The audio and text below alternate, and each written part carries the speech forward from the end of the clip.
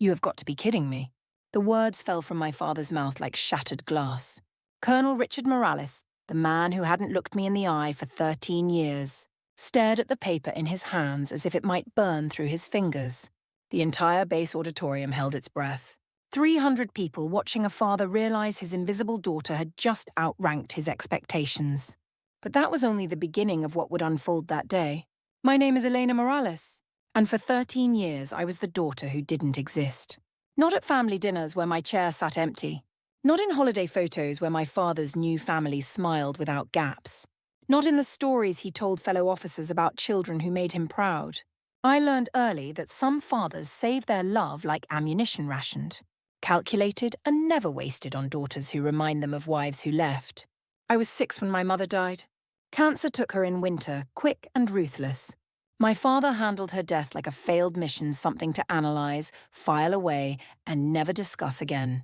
He remarried within the year. Dana brought order to his life and a stepson named Ryan who played football and called him Sir with genuine admiration. I became the ghost in the guest room, the name on old report cards stuffed in boxes nobody opened. At 19, I joined the army. Not for him. Never for him, but because I needed to prove I existed somewhere, to someone. My father shook my hand at the recruitment office like I was any other recruit. No pride, no concern, just a firm grip and a curt nod. Dana didn't come. Ryan had a game that day. I signed my papers alone while other families took photos and wiped tears. The recruiting sergeant asked if anyone was coming to see me off. I told him I travelled light. Fort Jackson taught me to disappear properly. Blend in, execute orders, never complain. I excelled at being invisible. It was the one skill my childhood had perfected. While others struggled with homesickness, I found comfort in barracks that expected nothing from me except performance. My drill sergeant said I had the steadiest hands he'd ever seen. Steady. That word would follow me like a shadow for the next decade.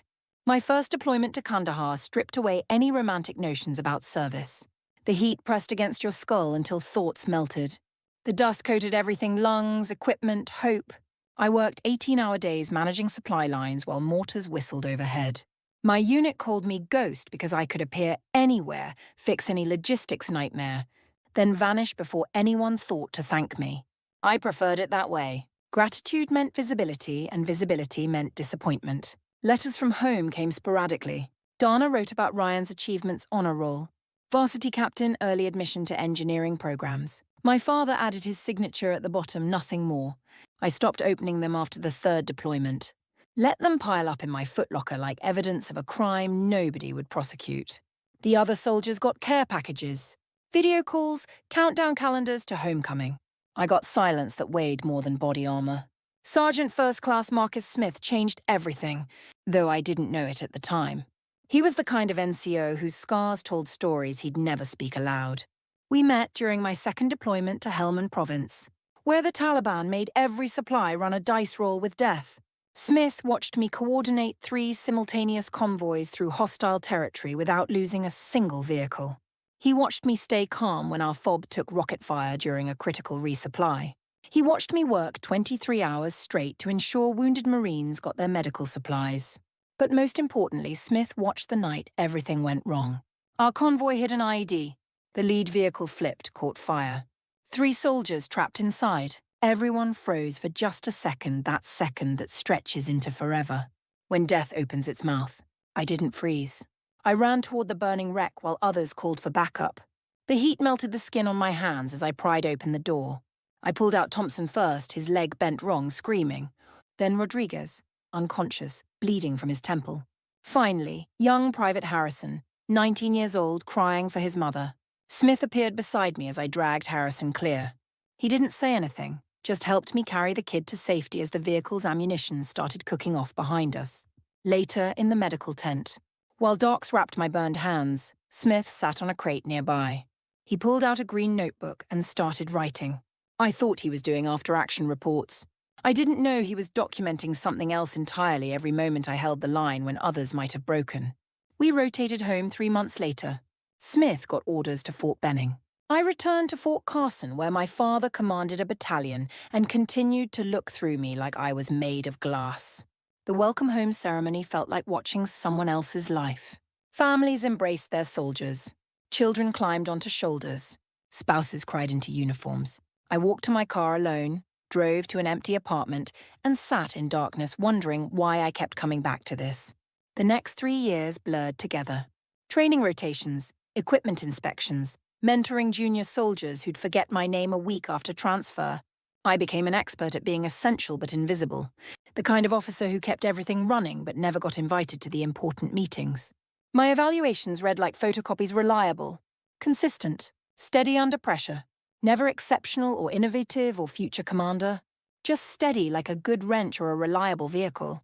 I ran into my father twice on base during those years.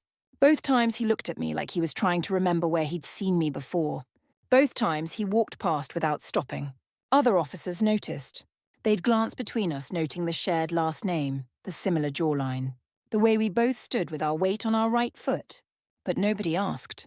In the military, you learn which questions to swallow.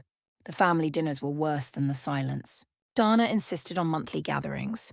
Perfectly orchestrated performances where Ryan discussed his internships and my father offered advice about leadership. I sat at the same table where I'd eaten as a child, now assigned to a corner seat that made early exit easy.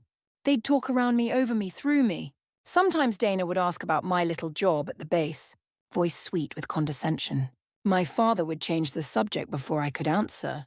One Thanksgiving, after Ryan received early acceptance to MIT, my father raised his glass for a toast.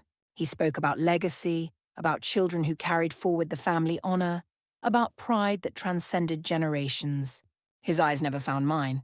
I excused myself to the bathroom and stood looking at my reflection. My mother's eyes, my father's stubborn chin, a face that belonged to no one. That night, I submitted paperwork for another deployment. Anywhere but here. The garage conversation happened 2 weeks before I left. My father had been drinking, just enough to loosen his careful control. He found me loading gear into my truck, stood there with his hands in his pockets like a stranger asking for directions. The fluorescent light flickered overhead, casting shadows that made him look older, more tired. "You're good at what you do, Elena," he said, words measured like medication. "But you're not command material. Some people are meant to lead, others are meant to support. There's no shame in knowing which you are." The words landed like a physical blow, knocking air from my lungs. I wanted to scream about the soldiers I'd saved, the operations I'd coordinated, the medals I'd earned that he'd never asked about. Instead, I straightened my spine and met his eyes, the first real eye contact we'd had in years. "Copy that, sir," I said, voice steady as my hands that never shook even under fire. He nodded, satisfied, and walked back into the house where Dana and Ryan laughed over wine and war stories my father told about other people's children. I finished loading my gear and sat in the driver's seat, gripping the steering wheel until my knuckles went white. The next morning, I left for my third deployment without saying goodbye. What I didn't know was that Smith had been busy.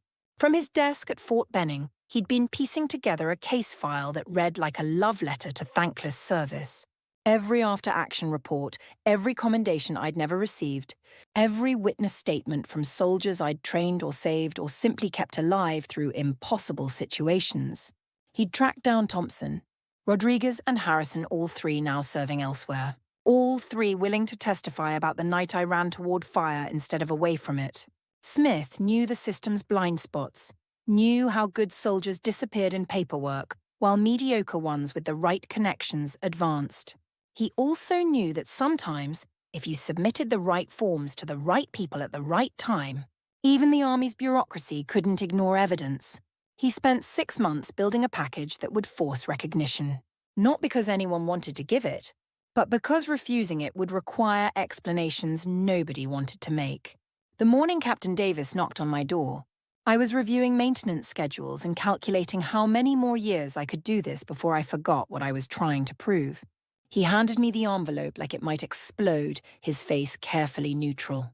Inside, 2 pieces of paper that weighed more than my entire career. The Navy and Marine Corps Commendation Medal with a promotion to Major, effective immediately. And below that, the name of the presiding officer who would present it, Colonel Richard Morales.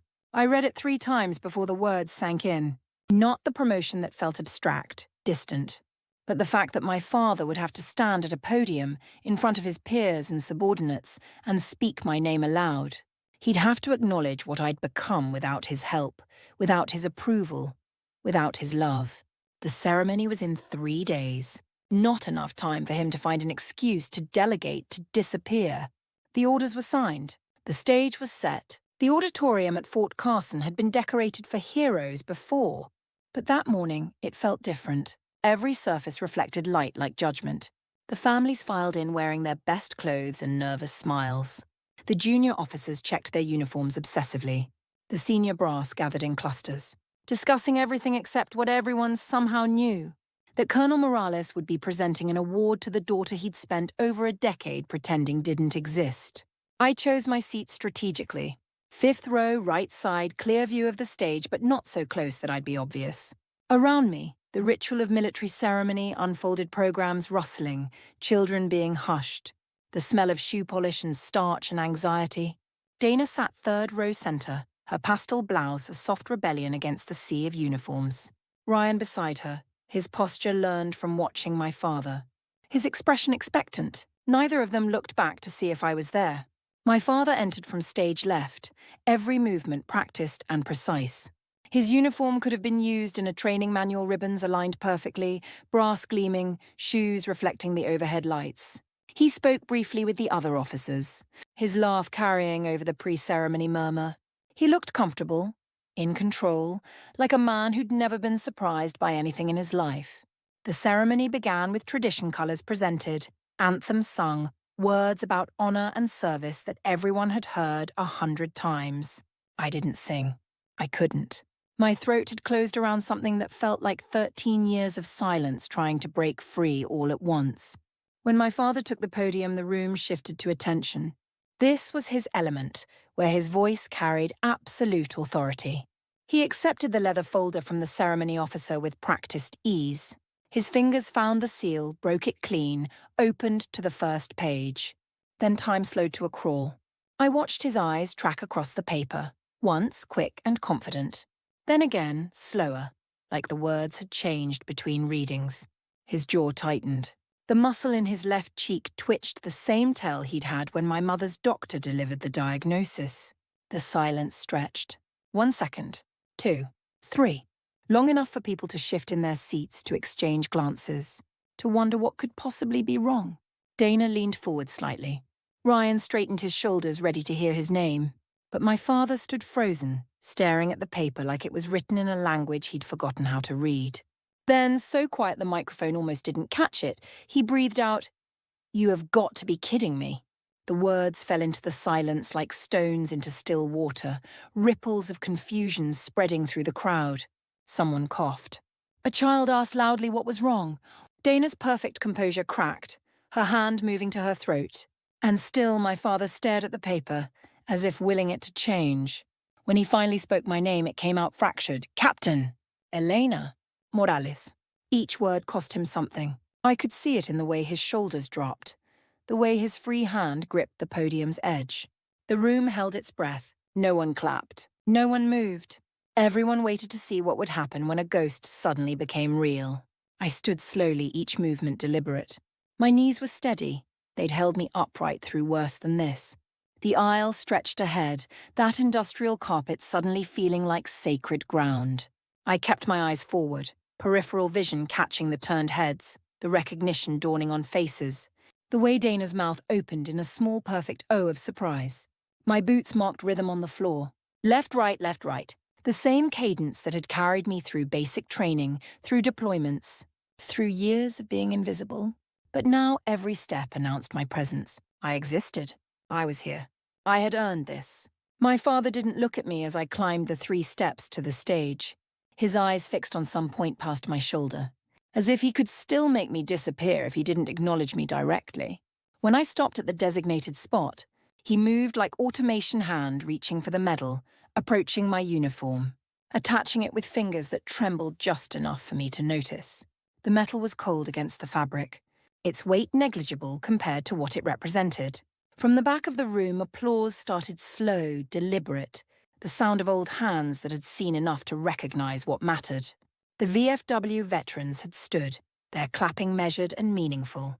It spread forward through the Marines, the Army personnel, even some of the families who didn't know me but understood something significant had happened. My father stepped back, his duty complete. No handshake, no congratulations, just a retreat that looked like surrender. But I wasn't finished. Military protocol demanded a salute between the presenting officer and the recipient. I raised my hand, precise and sharp, forcing him to meet it. For 3 seconds we stood there, father and daughter.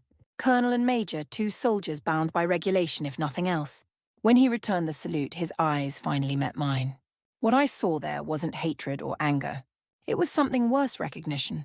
He really saw me for the first time in 13 years. Saw what I'd become without him. Saw what he'd missed. Saw what he'd thrown away. The salute ended, but that moment hung between us like a bridge too damaged to cross. I faced the audience, medal bright against my uniform. Near the back, I spotted Sergeant Smith.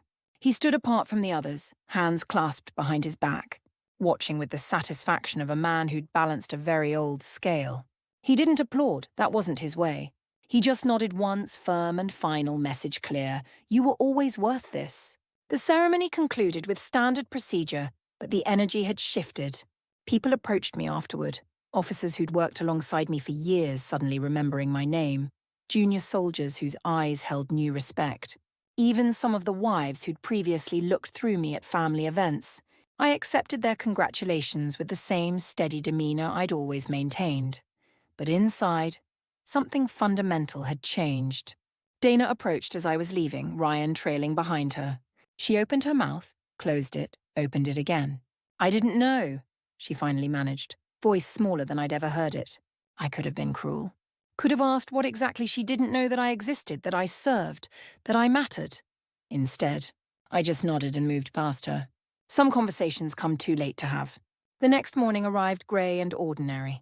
No fanfare, no special treatment, just the usual rhythm of military life. But as I walked across base, something had shifted in the atmosphere. A young corporal I'd trained months ago snapped to attention as I passed, offering a salute sharp enough to cut glass. 2 sergeants discussing logistics straightened when they saw me approaching. A lieutenant who'd never acknowledged my existence suddenly found reasons to ask my advice. This wasn't about the medal or even the promotion. It was about visibility, the simple, powerful fact that I could no longer be ignored. My name had been spoken in front of everyone who mattered. My father had been forced to acknowledge what everyone else had started to see, that steady didn't mean weak, that quiet didn't mean absent, that you could build a career on competence instead of connections. I found myself standing outside his office that afternoon, not intending to go in, just needing to see if anything had changed. Through the half-open door, I could see him at his desk, shoulders bent in a way I'd never seen before. He looked older, smaller, like something vital had been extracted during yesterday's ceremony. He glanced up, our eyes meeting across the threshold. For a moment, neither of us moved. Then he raised his coffee mug slightly, not a toast. Not an apology, just an acknowledgement. I nodded back, understanding what he couldn't say, that he'd been wrong, that he'd wasted 13 years, that some mistakes can't be undone. I didn't need his approval anymore. I'd built something without it. Something that would last longer than his regret. Walking back to my office, I passed a group of new recruits struggling with equipment inventory. Without thinking, I stopped to help, showing them the system I'd developed over years of making order from chaos. One of them, a young woman with nervous hands and determined eyes, reminded me of myself at 19, desperate to prove she belonged somewhere. The key, I told her, steadying her grip on the clipboard, is to remember that respect isn't inherited or assigned. You earn it one day at a time, one task at a time, even when no one's watching. Especially when no one's watching. She nodded, absorbing the words like they were regulation. As I walked away, I heard her repeating them to another recruit.